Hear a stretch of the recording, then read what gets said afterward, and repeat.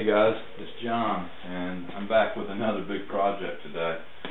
This is the big mica pot that my boxwood forest came out of, and there's no use having it sit empty. And springtime's the time of year that we think about repotting, but it's also the time of year that you need to think about being creative with deciduous trees. So I'm going to create a forest. I have a bunch of material. I'd like to create a bald cypress and water elm forest. Planting, not in forest, may not be the right thing. There's a place. This actually occurs a lot of places in South Carolina, but there is a place that we go to that's an old oxbow lake, Dead Man River. There's a bunch of names for it. Anyhow, along the edge of those rivers, or along the edge of that lake, I guess, the water elms and the bald cypress grow together naturally, and I've always been intrigued by that. So even though it's kind of tricky to put different species in the same pot, these guys I think have enough characteristics similar. They both like wet feet, as is a primary one, that I'm hoping we can get them to live together. So this is going to be a huge experiment. So I've got a big mica pot. I've got half a dozen bald cypress trees to pick from. I've got about 20 water elms to pick from. I'm going to try to put them together in an interesting way that both reminds me of the oxbow lake and also is aesthetically pleasing. So, all right, I'll try to keep you informed as I go. The first thing I'm going to do is go ahead and separate some of these trees. Some of these guys have been in pots for a while, so I need to go ahead and separate them out so I have some flexibility when I build my forest. So I'm going to get my trees free. I'm going to try to make a decision on the bald cypress and see about planting, getting those established, placed in the pot, not established but placed, and then I'll fill in with the water elms around that. So. Alright, I'll try to do as much filming as possible, and anytime I'm thinking about something, I'll try to fill you in. Thanks, guys.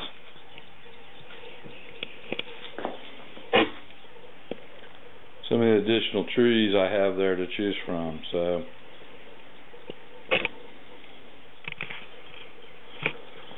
Okay, I've taken a good look at the bald cypress trees. I have a number to choose from.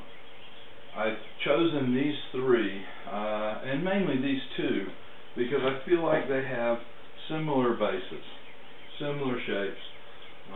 They are about the same stage in development. I had two other trees that you saw earlier sitting here that were placed together in a round pot. They're maybe a year ahead of these in development. So they're also not quite as interesting at the base. So I'd like this to be a really good forest, so I want to use the best possible material. Both of these guys are kind of kinked a little bit at the bottom.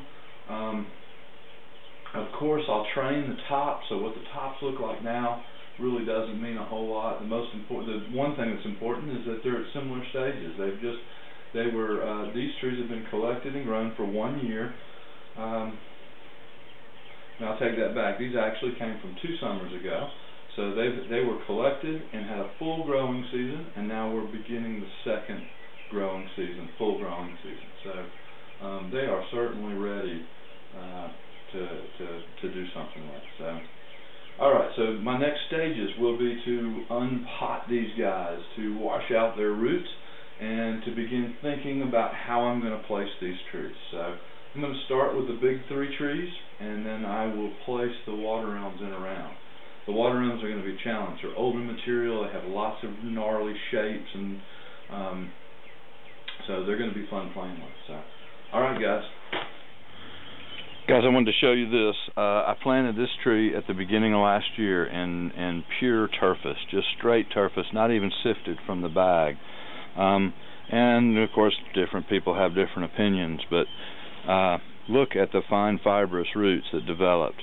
You know, bald cypress are notorious for getting long, really long roots, but these guys, lots of fine roots, really close in.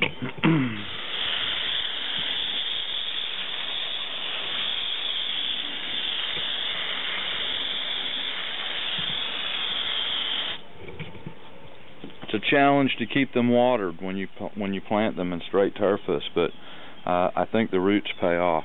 The root development pays off. Look at all those fine fibrous roots. All right. It's important when you collect these trees to cut them off so that you can create nice flat bases. So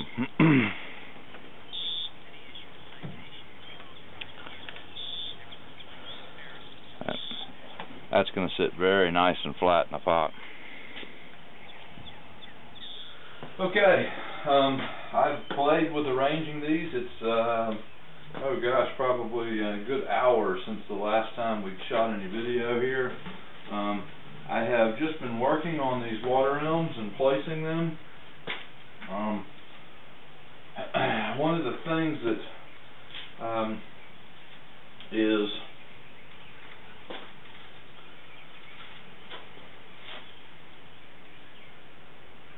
the oxbow lake I'm thinking about, some of the water elms tend to lean out over the edge of the water. And in some cases the bald cypress are out here in the water, but in other cases they're back up here either on the bank or on the edge of the bank. So I'm working on trying to do some of these leaning trees, and what happens basically is as the spring floods come through, the banks are washed away, the trees that were originally standing up begin leaning forward, so or leaning out over the water. I think there might also be a struggle there for some light, but I'm pretty comfortable with this for now. It's looks a little bit. I'm gonna do some pruning, but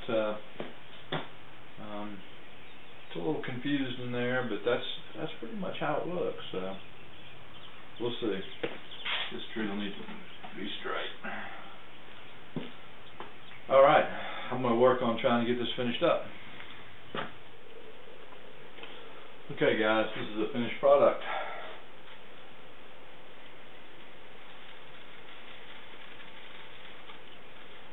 Well, finished as in it's just beginning its life, so.